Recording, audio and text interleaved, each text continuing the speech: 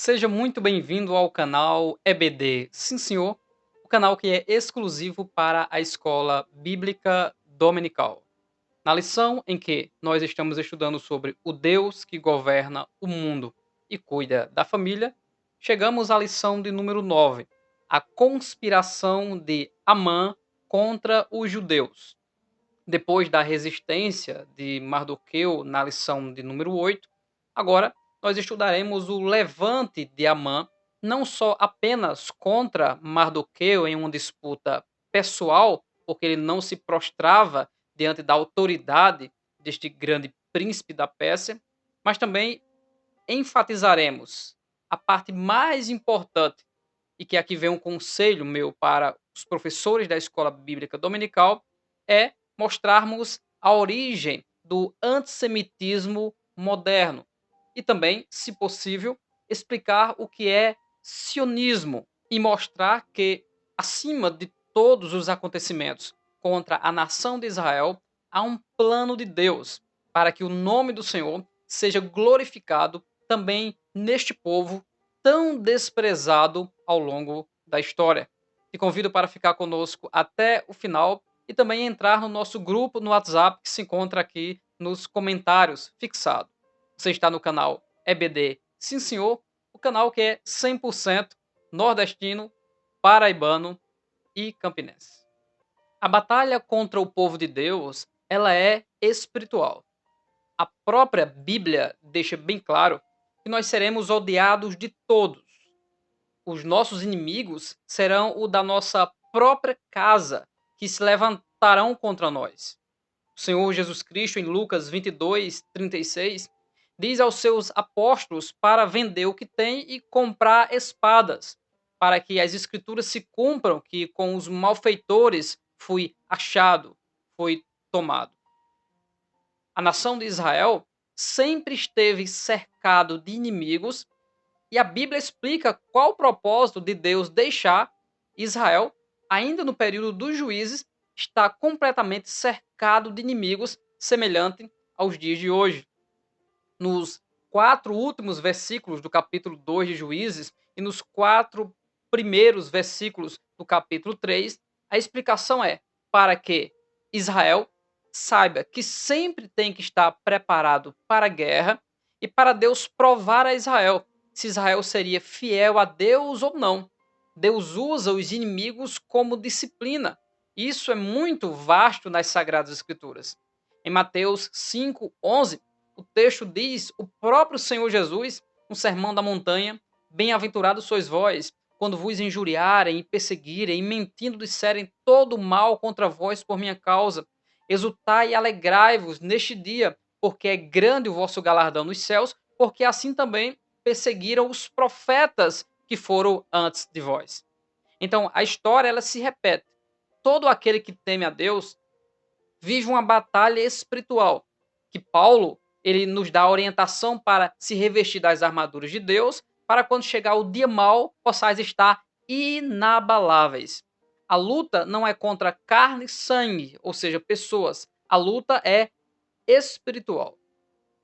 Só que no contexto de Esté, alguém, Amã, decidiu exterminar, aniquilar todos os judeus.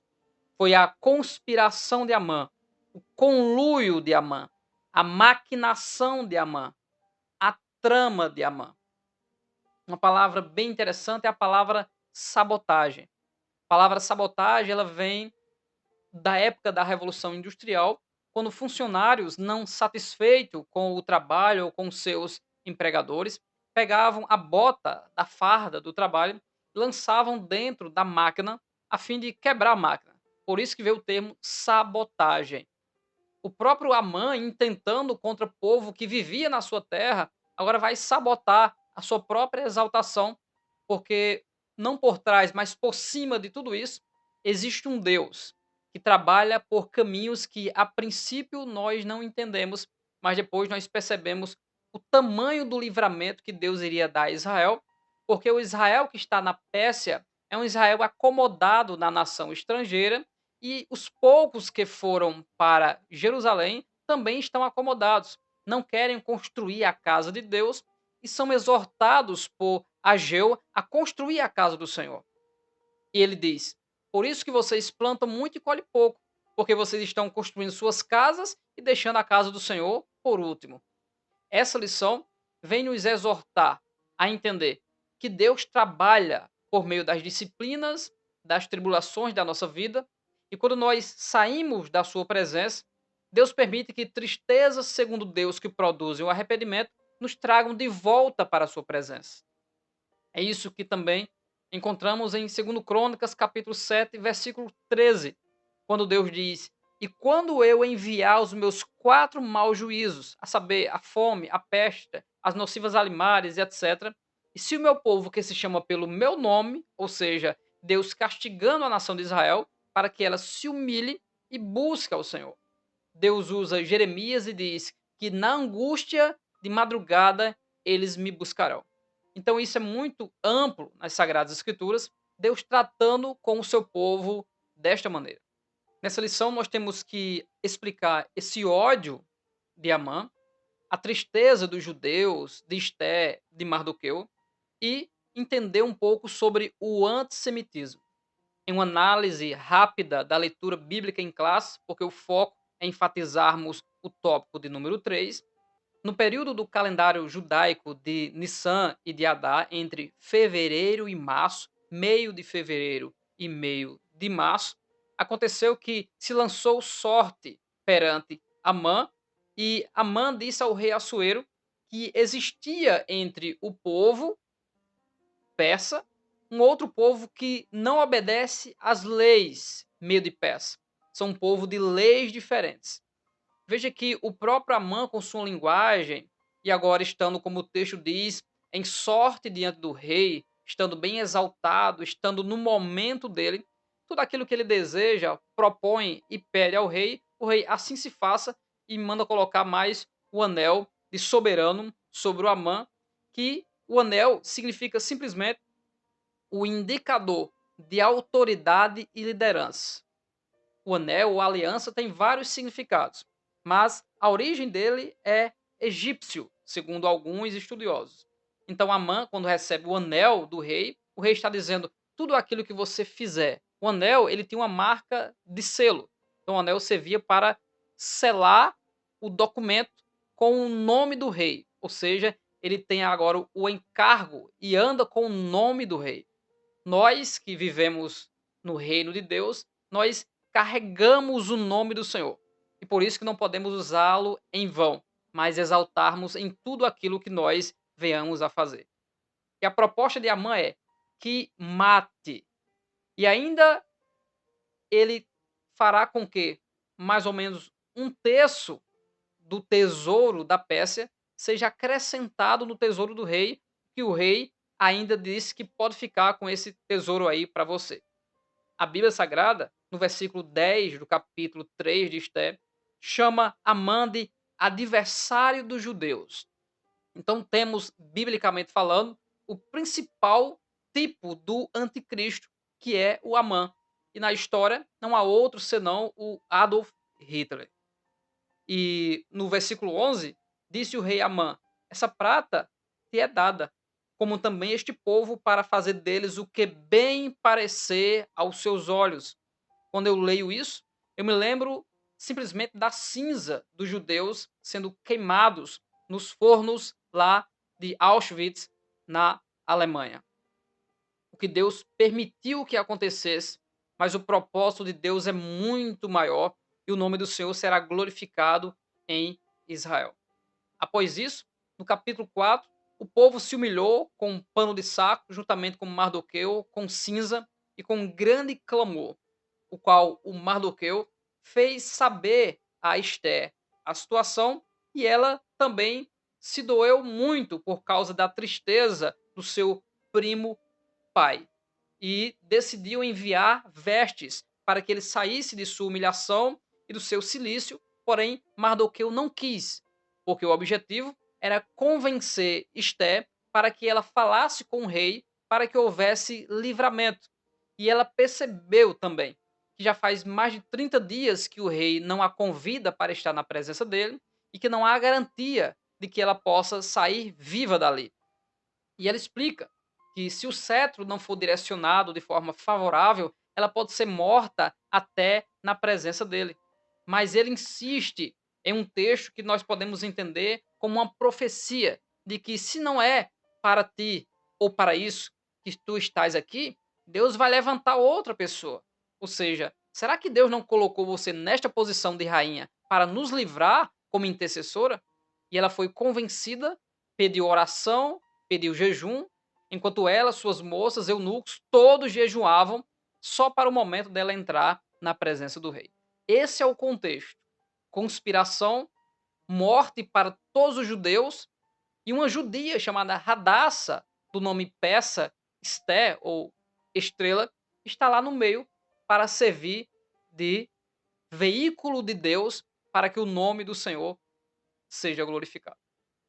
O comentarista, no primeiro tópico, o plano odioso de Amã, ele lembra que Mardoqueu incomodou os servos do rei, que começaram a observar Mardoqueu e pensaram: vamos ver se ele vai insistir em não se prostrar quando o próprio Amã ver essa situação.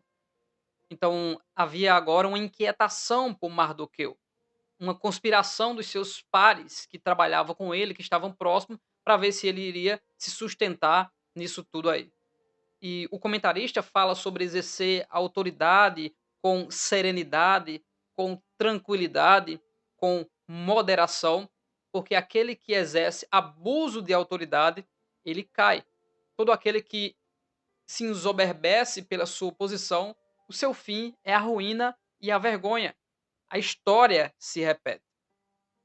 E a extensão do plano que partiu dessa discussão com um homem chamado Mardoqueu para todos os judeus. Amã planejou a destruição dos judeus, como diz o comentarista, de todo o reino de Assuero, o que incluía até os judeus de Jerusalém. Então a questão é racial, é nacional, é religiosa, é um ódio tremendo, até de questões intergeracionais, como aprendemos na lição passada. Por isso que o comentarista, no terceiro subtópico, astúcia e oportunismo, ele diz o seguinte, que sua verdadeira motivação, que era pessoal, ele agora escondeu essa motivação pessoal do rei Assuero e apenas falou do povo, que não seguia as leis do medo e peça. Porém, eu compreendo, analisando tanto Mardoqueu como Amã, que a Bíblia Sagrada nos dá a informação que Amã era agagita, era malequita. Então, Mardoqueu sabia disso. E Amã ficou sabendo que Mardoqueu era judeu. O próprio texto enfatiza, porque ele era judeu. Então é possível que eles, agora sabendo que são inimigos de gerações, estão agora com ódio, não só um pelo outro, mas até pelo povo, tanto amalequita como judeu. Como que está no poder nesse momento é Amã, então ele consegue toda essa trama.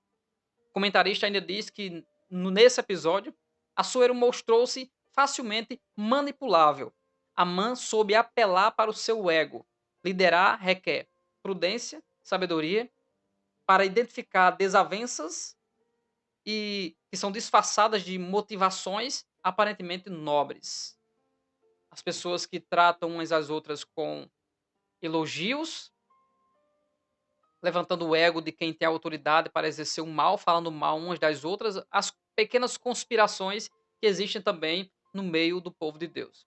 Mas a autoridade estava sobre Amã. Aquilo que ele decidisse, ele tendo o anel, seria feito. Não que o rei não teria inteligência, pois o próprio texto sagrado diz que ele inquiriu a questão de Mardoqueu. Então ele sabia tratar das coisas, mas ele está muito bem com Amã, está bebendo com Amã, está acontecendo muitas coisas e todo o encargo, toda a autoridade está sobre esse iníquo, esse antissemita Amã. Um verdadeiro genocídio estava preparado. No segundo tópico, a tristeza de Mardoqueu, dos judeus e de Esté, nos mostra que o pavor tomou conta deste homem, não apenas pelo risco de sua morte iminente, mas entender que por causa dele é que tudo isso está acontecendo, mas essa causa é a causa básica e nobre de todo servo de Deus, que é não negar ao Senhor em hipótese alguma. O Senhor Jesus Cristo diz que aquele que me negar diante dos homens, eu negarei diante do meu Pai. Então, não se nega a Deus de maneira alguma, mesmo que as consequências venham crescer a nível de família, a nível de bairro, a nível de cidade, mas o nome de Deus sempre tem que ser exaltado sobre todas as nações. Nesse plano de genocídio, ninguém se salvaria. Todos os judeus, crianças e até os seus pertences. E o próprio Mardoqueu deixou bem claro que se a Esther não atentasse para isso, ela também não iria resistir. Tudo iria ser inquirido, encontrado, e ela também perderia a vida. Todo o povo de Deus iria ser aniquilado. E enquanto isso, Amã, juntamente com o rei Assuero, estão bebendo. E a fortaleza, o povo de Suzã está confuso, porque o edito está sendo proclamado, o povo não entende, porque os judeus, o povo lá da terra de Canaã, todos vão ser aniquilados de todo o império Medo-Persa. Então é algo muito grande, muito astrondoso. E o comentarista diz: só Deus pode frear a impetuosa maldade humana. Glória a Deus, porque ele interfere na história, ele dá ordem aos inimigos para que volte como Senaqueribe, ele dá ordem para Nabucodonosor para que venha, e ainda proclama que virá um outro que destruirá Nabucodonosor, o retira do trono e o deixa como um insano, depois o coloca no trono novamente. Ele é quem entroniza e destrona. Ele tem o controle de toda a história. Por isso que quando nós vemos pessoas ensinando, pregando ou vídeos gravados na internet sobre teorias conspiratórias que apenas enfatizam o Satã, o anticristo, as famílias poderosas do mundo, a nova ordem mundial, o controle da população. Veja que a intenção dessas pessoas são pessoas que estão assombradas e assombrar os outros também. Eles não olham dentro da Bíblia Sagrada o propósito de Deus em tudo isso. E esse é o foco do estudante da Bíblia Sagrada, do professor e aluno da escola dominical. É expor a verdade bíblica assim como ela é, para trazer edificação ao povo de Deus. E agora, enquanto de um lado se bebe de forma sarcástica, ri da iminente destruição daqueles a quem a mão odeia, do outro lado está Mardoqueu, Esté, Eunuco, moças e todo o povo judeu jejuando em todos os lugares para pedir a Deus e se humilhar diante de Deus por livramento. O comentarista diz: por que muitas vezes precisamos experimentar crises para buscar ao Deus Todo-Poderoso? O correto é fazer como Daniel, que orava em todo o tempo, 3 vezes ao dia. E o comentarista diz: somente com uma vida de oração constante, em casa e no templo, podemos vencer o mal. Ele disse em casa porque Daniel estava em casa orando em direção a Jerusalém. Então ele não ia ao templo. Então, provavelmente, o comentarista, para proteger as mentes de que o texto não infere de que você tem que orar apenas em casa, mas o texto está dizendo sobre oração. Se humilhar diante da potente mão de Deus, como Pedro disse em 1 Pedro, do capítulo 5, do 6 em diante. A questão é oração, não o lugar de orar, mas oração. Uma vida de comunhão com Deus é a principal coisa que nos conservará no Senhor, e o maligno não pode tocar aquele que está em comunhão com o Deus Todo-Poderoso. Só que o nosso propósito nessa lição é também migrar das Sagradas Escrituras para a história e para a atualidade. Se formos traçar aqui todas as vezes que uma nação se levantou contra Israel, mesmo de forma extra-bíblica, não teríamos espaço para falar de tantas guerras que Israel enfrentou o inimigo, que Israel foi subjugado pelo inimigo, mas tudo isso tem um porquê, tem uma razão, e o comentarista, no terceiro tópico, o perigo e a crueldade do antissemitismo, ele explica o que é antissemitismo, que é simplesmente um ódio sistemático contra a nação dos judeus, para que eles não sejam edificados e firmados como um povo que tenha terras, que tenha leis, que tenha cultura. É o ódio com o desejo de exterminar completamente este povo. E o comentarista nos traz que esse ódio ele pode ser dividido em três faces, que são o antissemitismo religioso, nacionalista e racial. Anti está relacionado a contra, ou contrário, inimigo, e semitismo está relacionado a tudo aquilo que diz respeito aos descendentes do filho de Noé, chamado Sem, que originaram Abrão, que vivia em Ur dos Caldeus. Jafé ficou na Europa, início da Ásia, Sem ali no Oriente até chegar na Ásia, e Cã ficou ali de Canaã, Egito e a toda a África.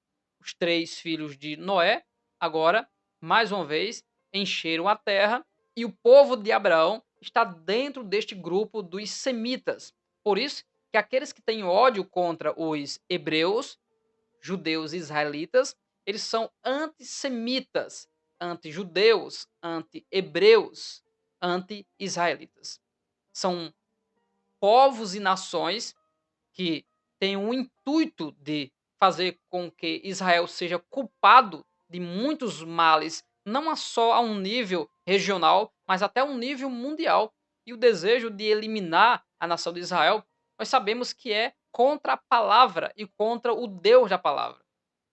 Por trás de tudo isso e abaixo de tudo isso está o anjo derrotado, o adversário dos judeus, o verdadeiro adversário que encheu o coração de Amã de tanto ódio e tanta malignidade. Só mais um detalhe antes de entrarmos um pouco na história para explicarmos o antissemitismo moderno. Qual a origem do antissemitismo moderno? O comentarista diz que o Holocausto exterminou 6 milhões de judeus em toda a Europa. Esses 6 milhões não são só de judeus. Eles incluem outros povos e aqueles que são chamados de minorias, que até incluem até oficiais da SS que eram envolvidos com pessoas do mesmo sexo. Então haviam ciganos, haviam pessoas de muitas outras religiões, e essas pessoas eram eliminadas, só que o grande número de pessoas e a culpa maior foi colocada nos judeus, porque são o povo de Deus. Todos sabem que os judeus desprezaram aquele Messias enviado do céu.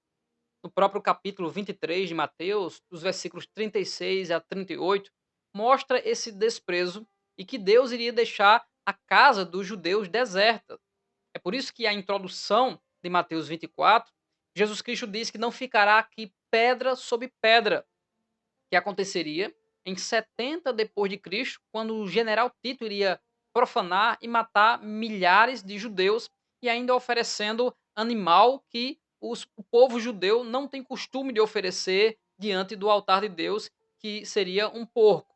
Então a profanação do que iria acontecer ainda nesta geração que desprezou o Senhor teve início em 70, mas a profecia de Mateus capítulo de número 24 contempla a grande tribulação, que é simplesmente o final das 70 semanas, que é o castigo para purificar o povo de Deus, como já foi falado, tristezas que produzem arrependimento, segundo Daniel, no capítulo 9, do 24 a 27, para purificar o povo de Deus e ungir o Santo dos Santos.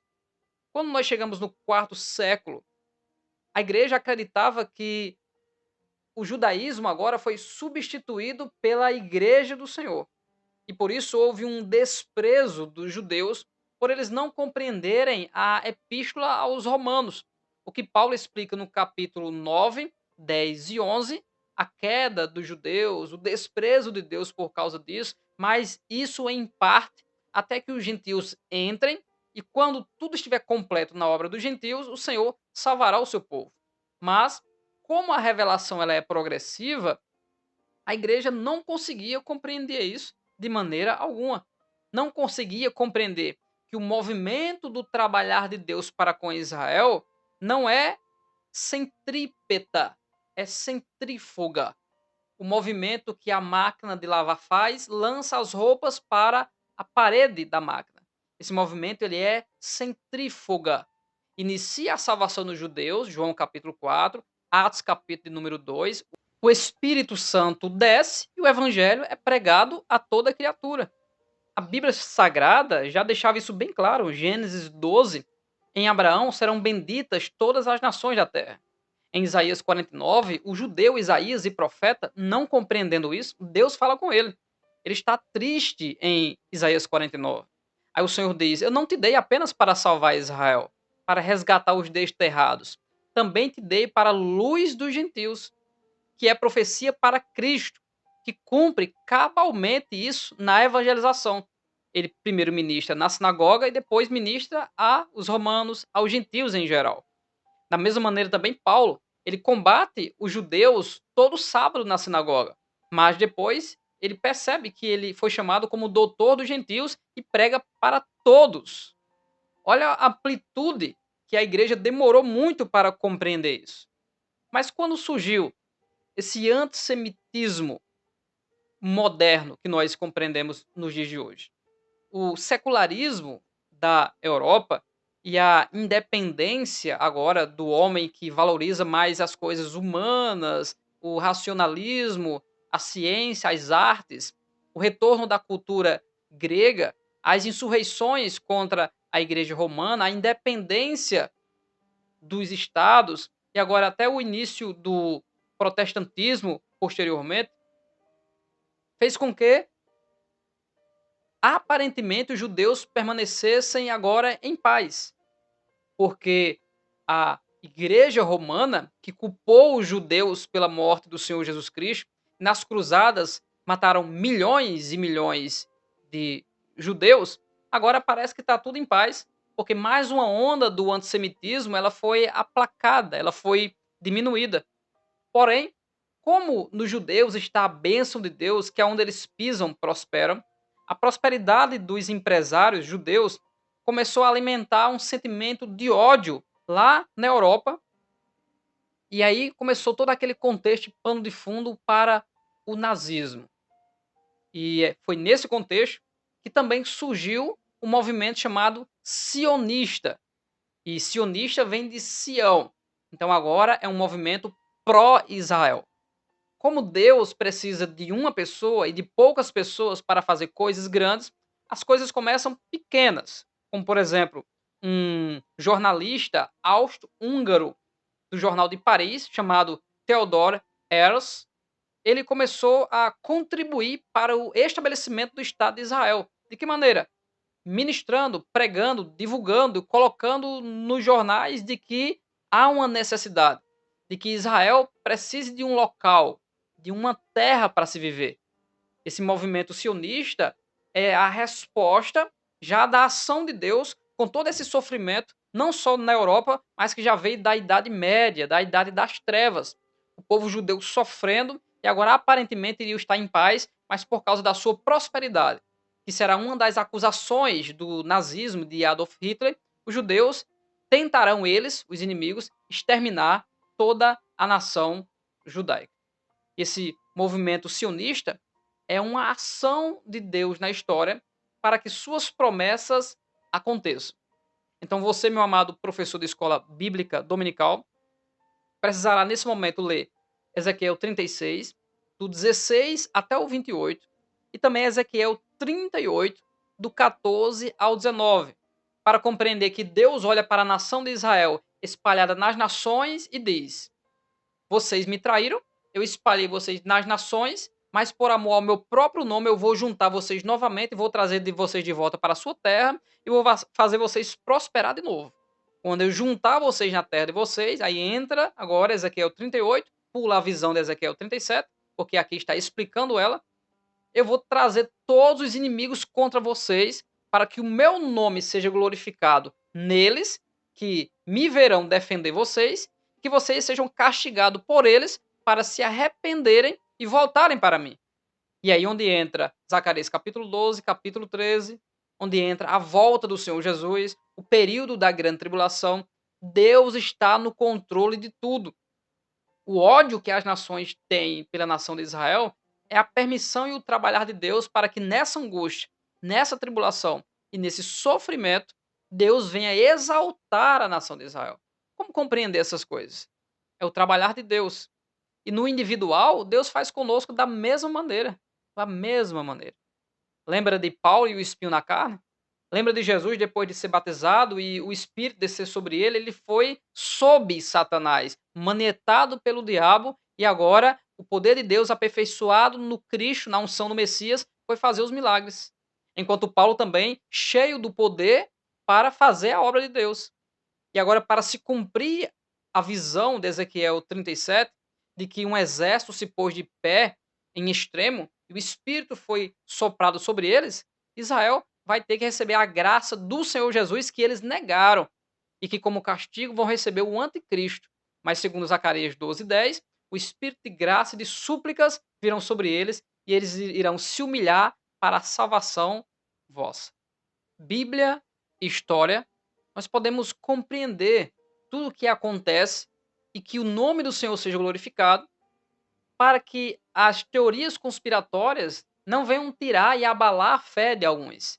Pelo contrário, se você conferir Jeremias 31, 35 e 36, Deus diz que Israel será aniquilada e poderá deixar de ser a descendência do Senhor se o sol e a lua e as leis estabelecidas por Deus acabarem. Então Deus está dizendo: ninguém destrói o meu povo. Isaías 54, do 15 ao 17, é um texto que você também pode usar. Ninguém consegue destruir Israel. Deus preparou trilho novo para Israel que tem dentes agudos. Em Isaías 54, primeiro, Deus diz que a estéreo tem que cantar. Canta alegremente ao estéreo. Do capítulo 40 de Isaías até o 66, ele mostra a glória de Israel, que Deus exaltará o seu povo mais uma vez quando eles se humilharem diante da sua presença. As 70 semanas é simplesmente a explicação de que o tratamento de Deus é justificado e o povo de Deus se aproxima de Deus e se purifica com a graça do Senhor, voltando para o propósito que é glorificar apenas o Deus Todo-Poderoso. Só que quando chegamos no protestantismo, o protestantismo ele iniciou sem compreender a questão de Israel. Demorou muito para a igreja compreender e começar a disseminar que Deus não desprezou completamente o seu povo. O próprio Paulo explica em Romanos isso. Deus não desprezou o seu povo. Em parte, até Elias, lá no Antigo Testamento, achou que o povo de Deus estava completamente destruído, mas Deus disse: não, ainda conservei para mim 7.000 varões que não dobraram os seus joelhos a Baal. Então Deus tem os seus fiéis. A mesma coisa é com a igreja. Estamos na apostasia e muitos começam a querer falar mal da igreja. Ai daquele que fala mal da igreja. A igreja é santa, cheia do Espírito Santo, caminha triunfante e as portas do inferno não resistem ao avanço glorioso da igreja. Alguns que estão na igreja, que deixaram a sua fé, abandonaram, profanaram, desprezaram o Senhor, eles receberão o pagamento que convém ao seu próprio erro. Lutero, que é tão conhecido e ovacionado como o reformador, que não foi só ele, mas um conjunto de pessoas movidas por Deus, ele não compreendeu o propósito de Deus com Israel. Nesse livro, O que devemos pensar sobre Israel, traz também palavras do próprio Lutero. O próprio Lutero abriu a boca sem compreender, achando, segundo o próprio pensamento romano, que Deus havia substituído agora Israel pela igreja. Então é verdade. Não há um novo Israel, um novo povo de Deus. O povo de Deus é um só. Há processos, há dispensações e inserção dos gentios no plano para Israel. Por isso que Paulo diz: não se ensoberbeça contra a raiz, porque você é só galho. Se Deus não poupou a raiz, não pode poupar o galho também. Está lá em Romanos capítulo de número 11. Palavras de Lutero. Fato histórico. Os judeus são ociosos, preguiçosos, inúteis, impenitentes e amaldiçoados, mentirosos, contumazes, patifes, orgulhosos e arrogantes, cães de caça, assassinos e as prostitutas e bandidos mais vis debaixo do sol. Ele os acusou de envenenar poços, cometer homicídios, rituais, marcando eles como serpentes venenosas e filhos do diabo, e ainda atacou os rabinos dizendo que eles são enganadores. E o próprio Adolf Hitler, em um de seus livros chamado Mein Kampf, talvez com um tom sarcástico, citou palavras do próprio Lutero contra o povo de Deus, tentando fazer uma justificativa que estaria sendo usado por Deus para eliminar aqueles a quem Deus desprezou.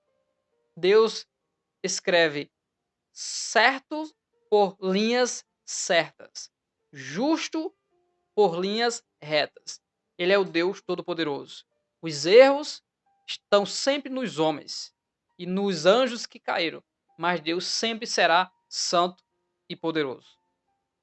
Só que depois, com o tempo, o movimento dos puritanos, que buscam na prática uma aproximação de Deus através do estudo da palavra, da comunhão com os irmãos, da oração e do jejum, eles começaram a entender e iniciaram um movimento para explicar que Israel voltaria para a sua terra.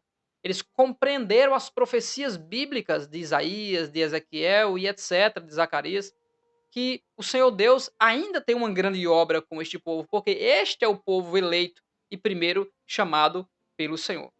Os protestantes, eles contribuíram para a transição do pensamento na igreja do antissemitismo para o filocentrismo. Se ante é contra, então filo é amigo. Então agora amigo dos semitas, dos descendentes de Sem, que são os amigos de Israel. Então nós hoje somos amigos de Israel. Porém, tem uma coisa que nós precisamos considerar. Também é desse livro o que devemos pensar sobre Israel e diz: como cristãos, nós não podemos ser antissemitas, mas sionistas, crendo no agir bíblico na restauração do povo escolhido, porém não ser adepto de um desequilíbrio pró-Israel quando estes não obedecem à lei mosaica. Temos que lembrar que o povo de Israel está desviado da presença de Deus. Eles não têm o Espírito Santo como a igreja agora tem. Lembra de Jesus Cristo e suas parábolas? O quanto Israel desprezou Jesus e ele convidou aleijados e outros povos? É isso que acontece nesse momento. A nação de Israel não está na presença do Senhor Deus obedecendo à sua vontade. Mas isso acontecerá quando o Senhor Jesus Cristo voltar para remir o seu povo.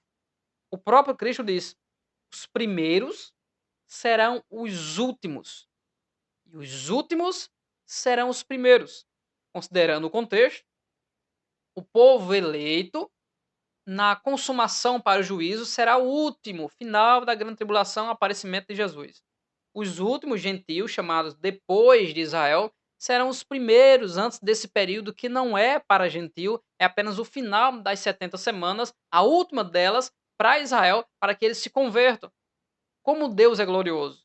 Deus parou o castigo para com Israel, deixou eles ainda debaixo do castigo, e agora chama todos os gentios, e quando todos que serão salvos pela presciência do Senhor, que ele sabe quais serão, completar esse povo, aí o Senhor vem para Israel e diz: está acabando o seu castigo. O seu dia de vergonha já está acabando.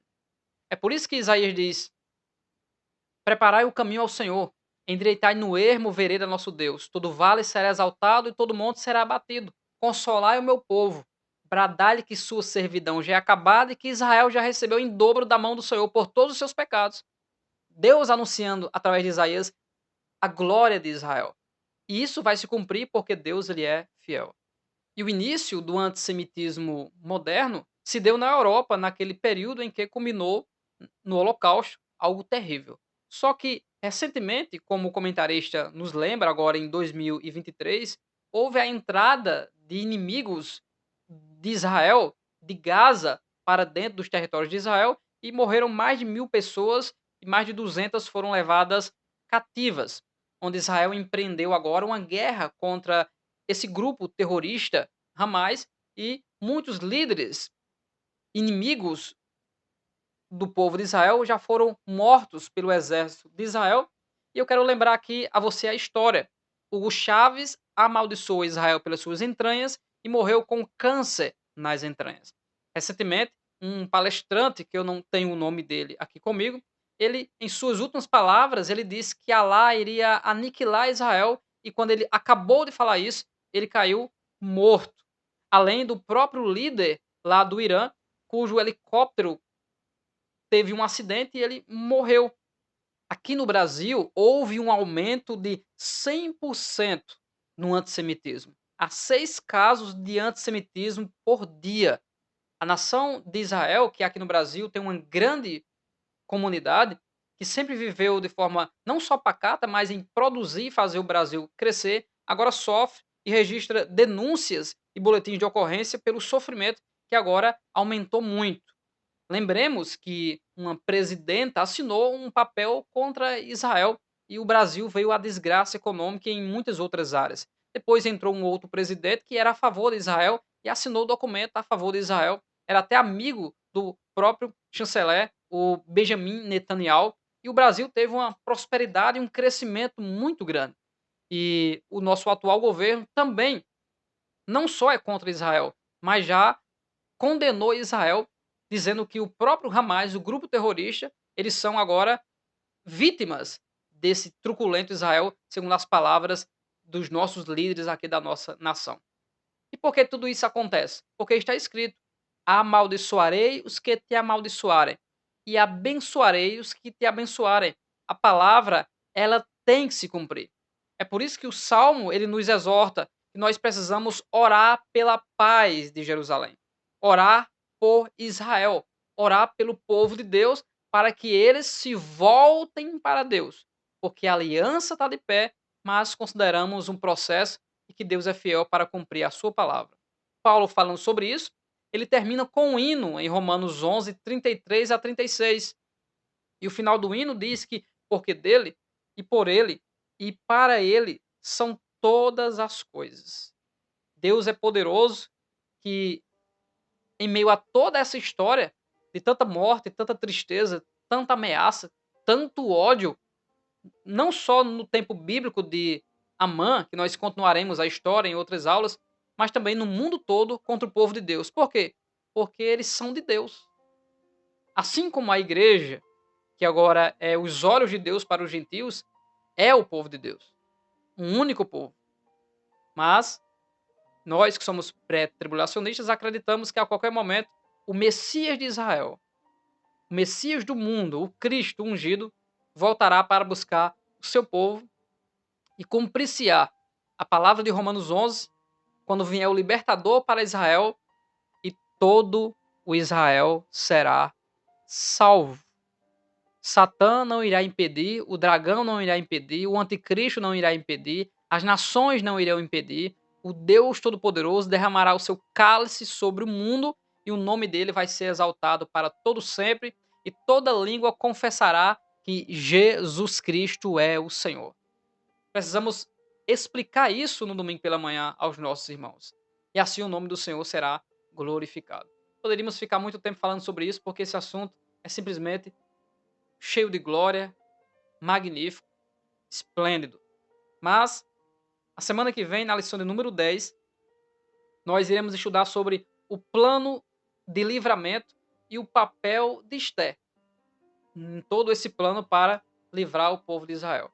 Deus abençoe grandemente a sua vida. Eu gostaria tanto do seu like, como também do seu comentário aqui no vídeo. O que você achou desta aula? E se desejar estar conosco, entre no nosso grupo no WhatsApp que está aí nos comentários também. Deus abençoe sua vida e até a próxima semana, em nome de Jesus.